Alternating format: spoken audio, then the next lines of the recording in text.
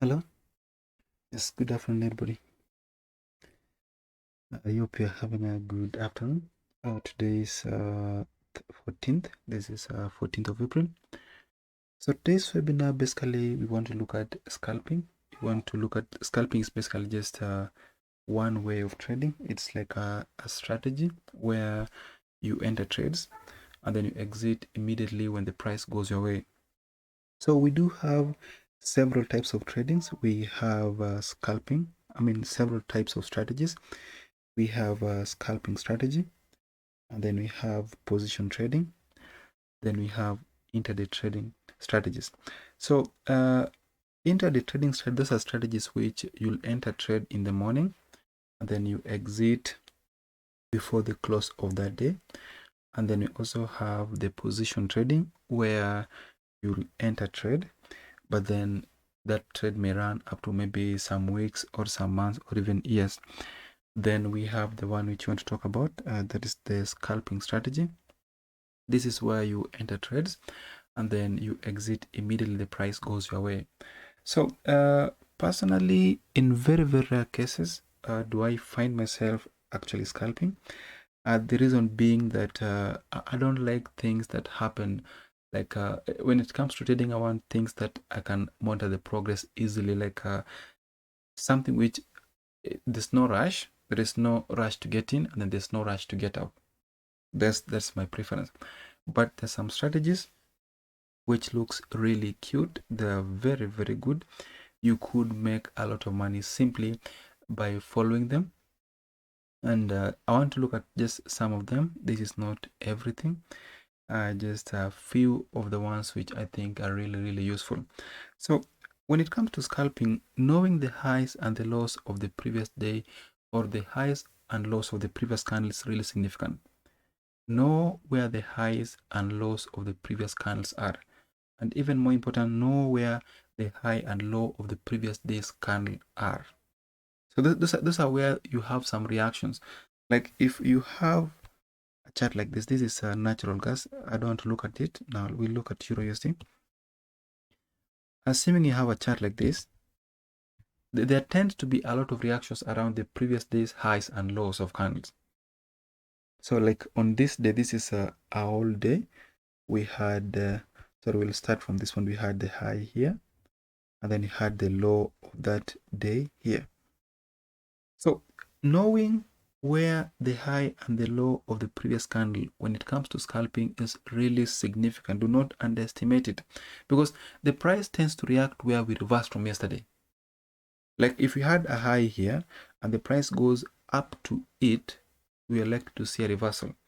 And if we have a low here, the price goes up and then comes back to the same place, we are likely to see a rebound from it.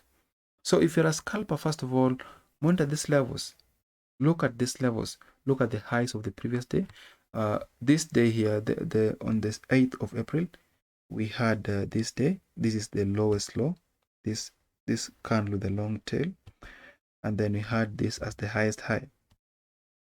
Then on the next day, this one, which is now on 9th of April, we had this as the low, and then this as the high of that day. So when I talk about the day, I'm actually referring to what is inside these two columns, like this one and this. This stands for the whole day. This and this, whatever is inside stands for what happened that day. Then today, today has not ended. We opened the day here. The price went down, down, down. This is yesterday.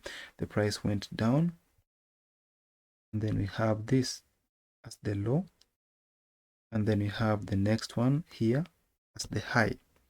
So when the next candle opens, that when the next day comes, look at these levels properly. Look at what happens when the price gets to the high of the previous day or the low of the previous day. So we are not just basically trading price action strictly. No, we combine price action and indicators. So like in this example, once you establish that this is the high, this is the low of the previous day, then we now have the indicators which shows us overbought and oversold areas. Like in our case here, we'll come here to the indicators and then we add the one of the oscillators will have relative strength index, first of all. So the period for this is the default period. We have 14 period moving average, 14 period as the period for this indicator, the RSI. So how we input this, how we combine this with the high and the low is, if the price is around the high of the previous day, confirm and ensure that the indicator is also overbought. So it may not work all the time that when the price is around the high of the previous day, the indicator is above the high, overbought. But in most cases, in some cases, to use the correct word, you'll find that while the price is around the high of the previous day or the low of the previous day, the indicator line is also overbought or oversold. So when that happens at the same time, then that gives the correct opportunity for a buyer. Like we expect price to basically rebound from the high of the previous day or to break beyond. But when the price is around the high and then the indicator is also showing you signs that it is overbought, then that's some signs that the price may reverse from that level. Does that make sense, whatever I'm saying?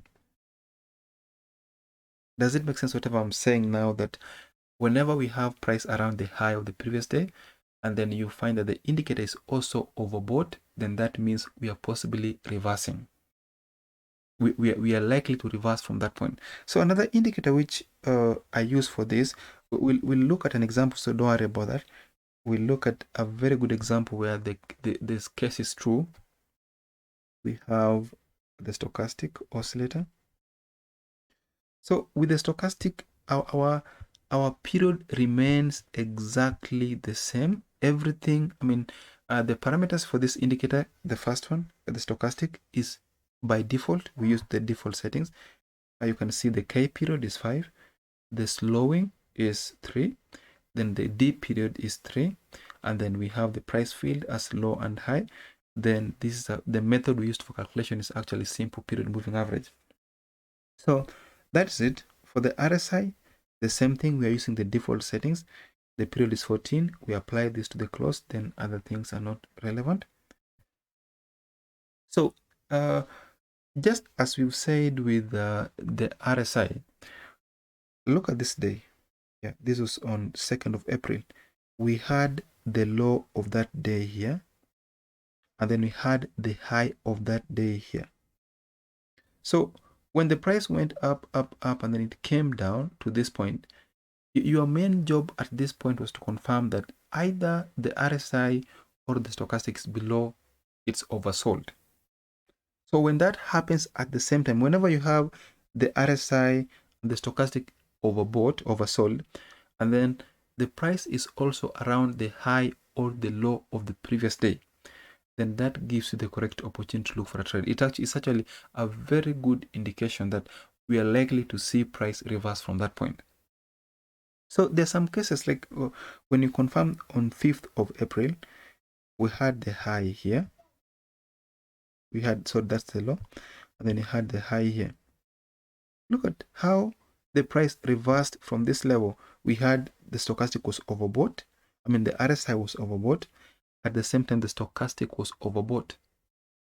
Then we had price around the high of the previous day. You can see that there was this reversal. So don't say that this is a very small move. We are actually scalping. Scalping means we are in that trade for some seconds. Our stop loss is expanded, but our take profit is limited. So we enter, we step out. We enter, we step out. Once the price goes our way, we step out immediately. Let's get some good example. Maybe that doesn't look really good for me. Just a second. We'll get that now. Okay, we have this here. Look at this day. This is 1st of May.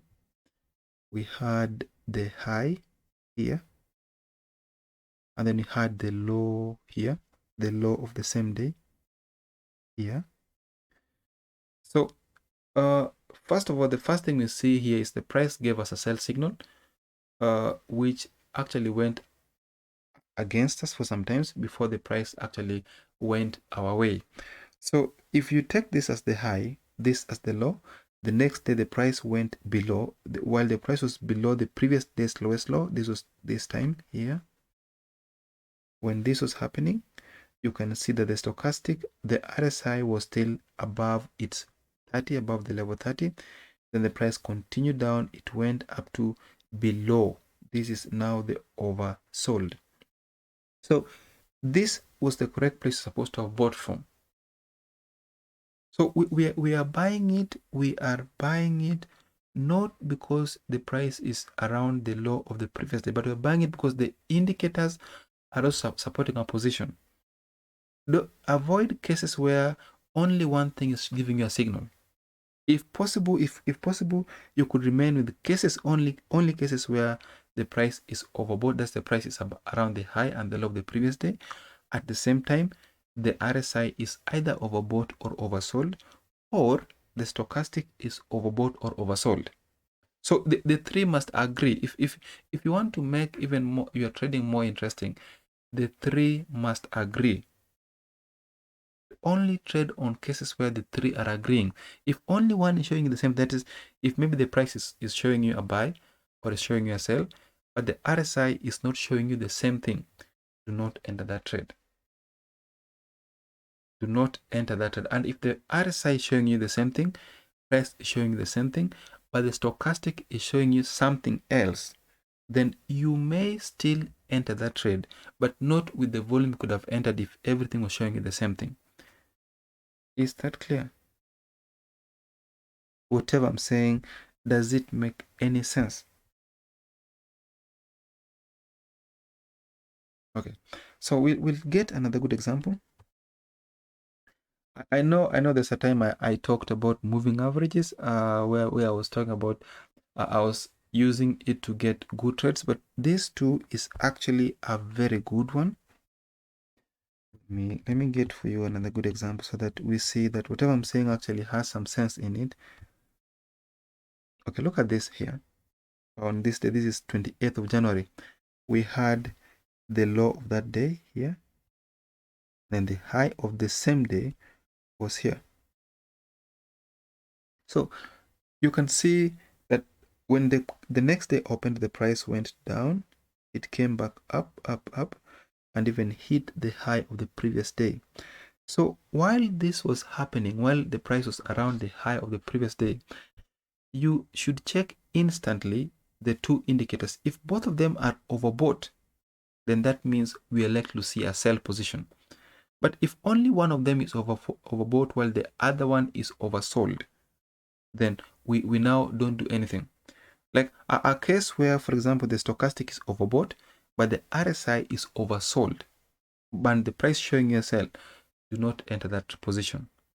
It's better to enter when one of them is showing you a clear signal, one is not clear as such, but it may be clear, and that clarity should be supporting the previous one, and then the price is supporting the two, or the one which is clearer. Then that's the only time that you trigger the trade instantly. So your stop loss in this case, I don't recommend placing stop loss based on some fixed value which you've just come up with. No. I do recommend that whenever you enter any position, your stop loss should be based on an event in the market. An event is something like the high of candles, the lows of candles, the high of the previous week, the low of the previous week, or the high of the month or the low of the month, or the closing price or the opening price of a candle. But not some numbers which you've come up with without any basis. So you may want to say that, okay, I'll be risking 10% of my account in every trade. But when it comes to setting stop losses based on pips, it must be based on something which is happening in the market. That is when it makes sense. If you just come up with the stop loss for like based on nothing, you won't get everything the way that you want them. The stop loss must be based on an event in the market. And as I've said in this session, an event is the high of a candle, the low of a candle, the high of the previous week's candle, the low of the previous week, the high of the previous day, the low of the previous day, the high of the month, the low of the month, or even the opening price of a candle or the closing price of a candle. Those are events in the markets. So it's like they act as some boundaries which have been set by the market, not individual based. If you say you'll be risking like 50 pips in a trade, it is based on nothing. It is just you who understands that it's 50, but the market does not actually know that it's less significant to the market itself.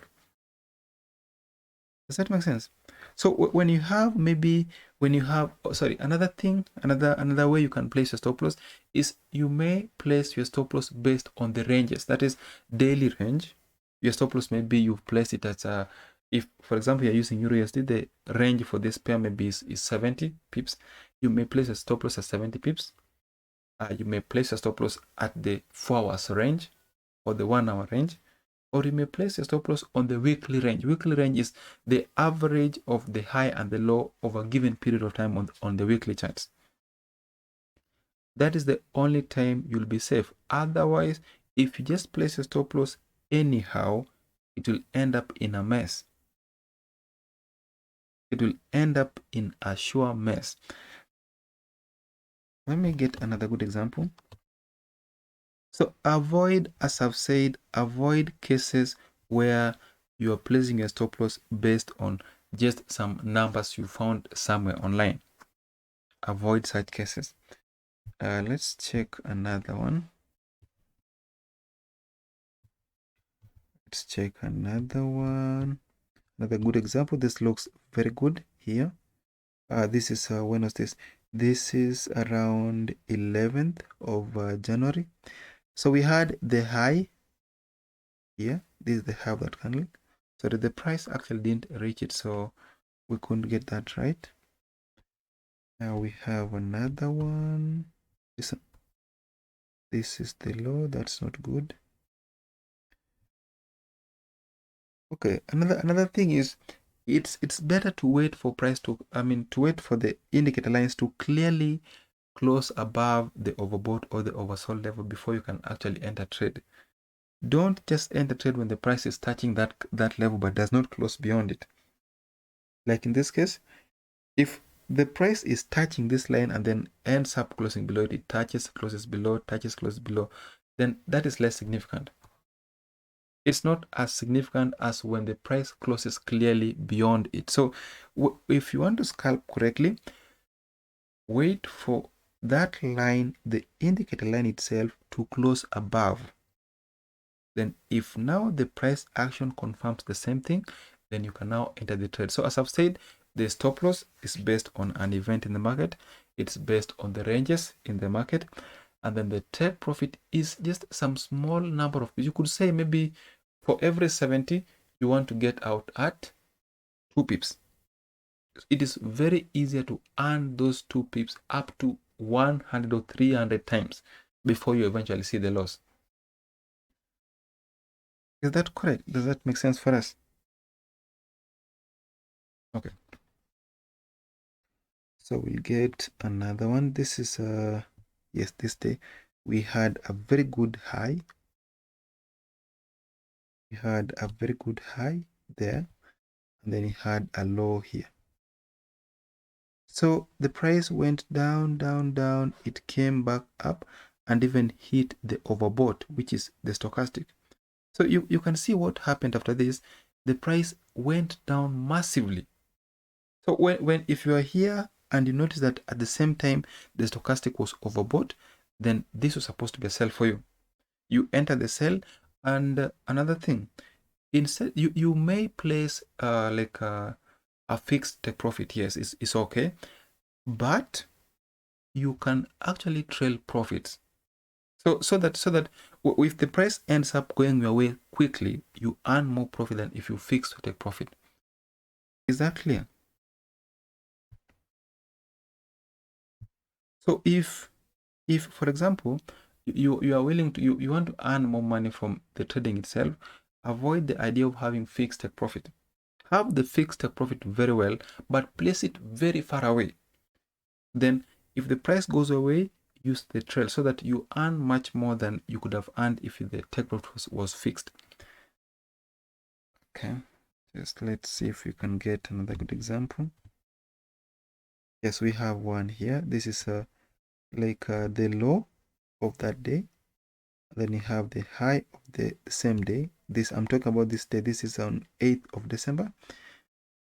You can see what happened first. The price went to the overbought area. At the same time, while this was happening, the stochastic was above 80. So this was a good sell for you. You could have taken that sell, kept it open. If the price goes up to this point, you can see that now we are below the low of the previous day. You trigger another buy position. While you're buying this because the stochastic is confirming the same position, at the same time the RSI is approaching the oversold area. So you'll buy it there. Stop loss is 70 pips. Your take profit is some small number of pips. So it went down, but the next day, what do you know, the price actually hit your take profit. So that is what we want basically. That is what we are looking at. That's what scalping is all about. So sometimes you may enter the trade, the price does not go your way maybe for a day, but it's still scalping, because if the price had gone your way, you could have actually got out in a matter of seconds. Okay. So I hope that makes some sense. I want to end it there. If you have any questions, please feel free to contact me on the chat option. I want us to actually make this a bit more interactive. Please comment, like, share, just anything you can do to get like to show me that you understood whatever I'm saying. Just please do that. Okay, thank you very much. We'll meet again next week at the same time.